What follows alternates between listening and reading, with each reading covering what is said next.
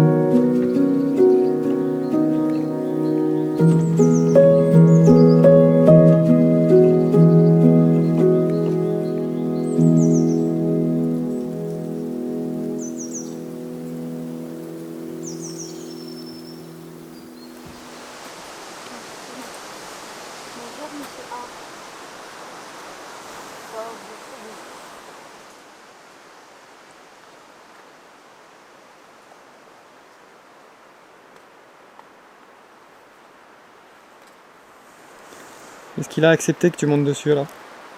Ben, il m'a pas fait comprendre non. Je lui ai dit qu'on allait doucement juste pour eux.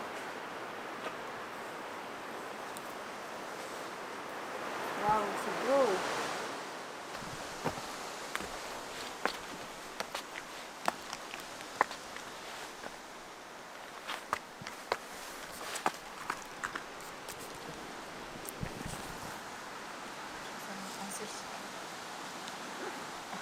On est dans le vide.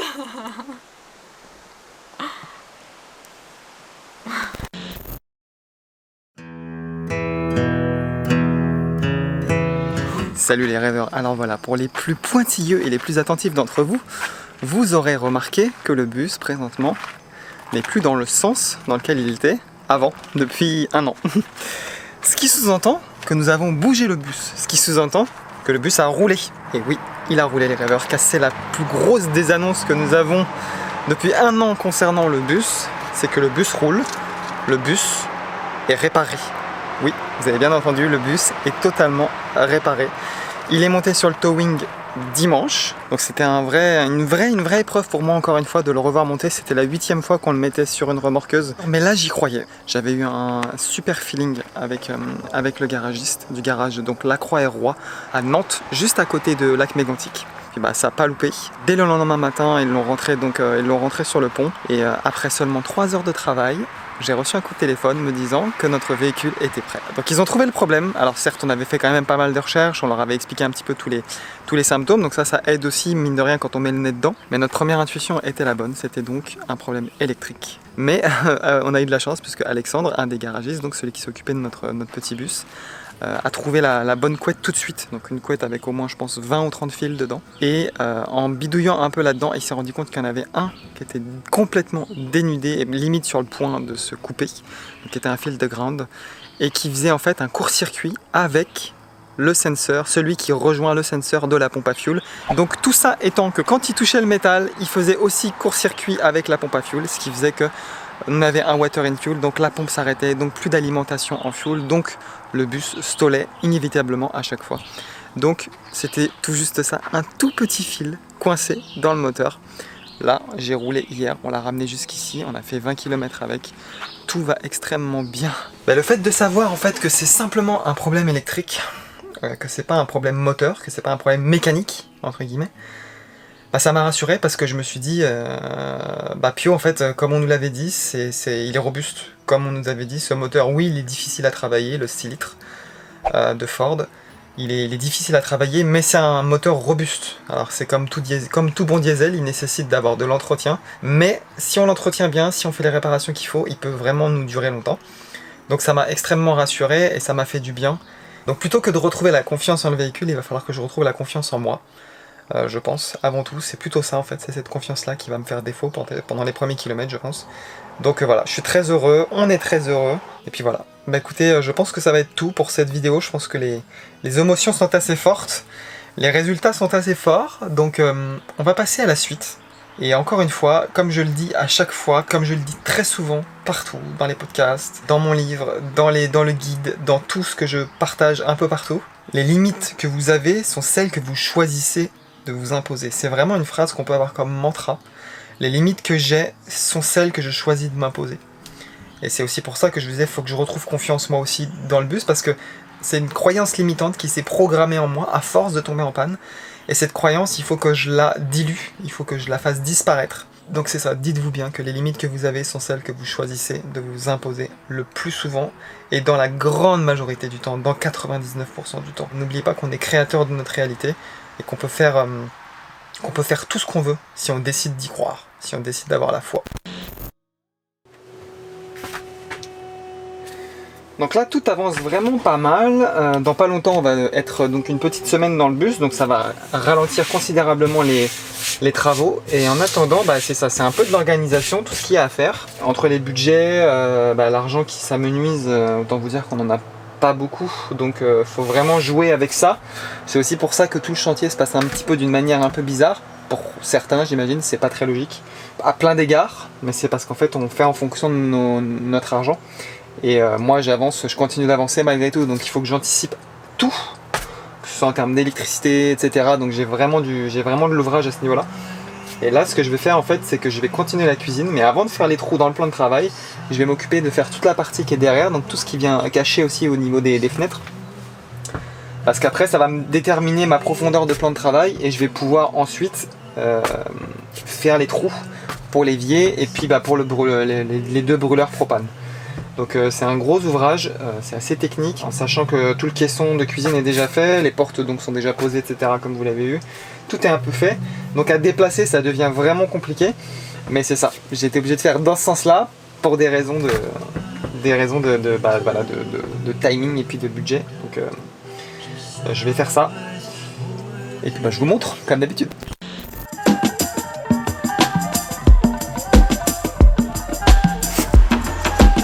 Par contre, pour tester la pièce en bois, ça va être un tout petit peu plus compliqué.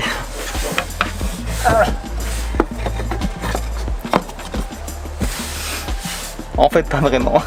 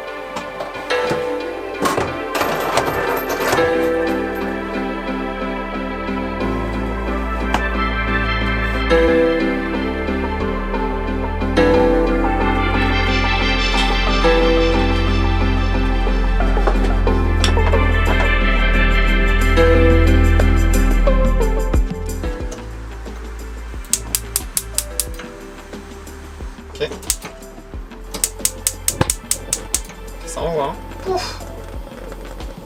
Faire un petit café, moi.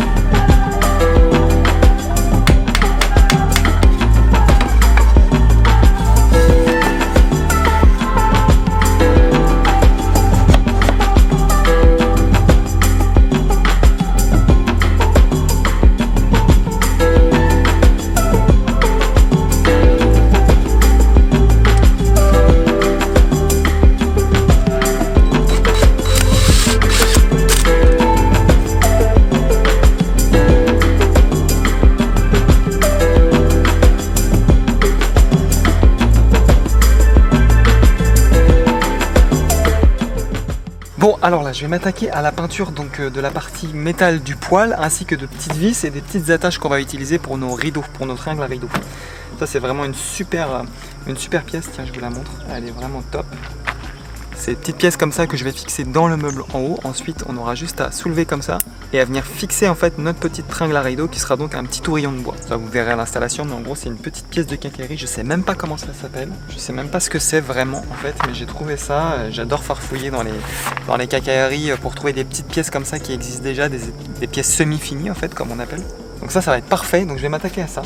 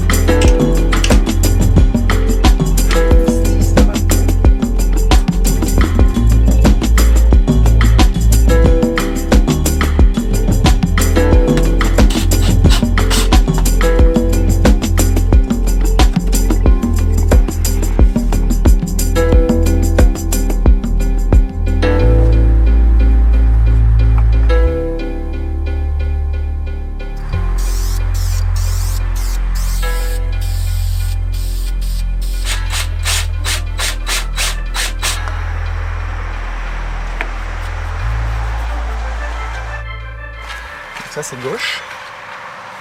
Et juste une vérif par exemple, mettons si tu veux fermer la fenêtre. C'est bon, là, toujours accès. C'est bon hein? Oui. Ok.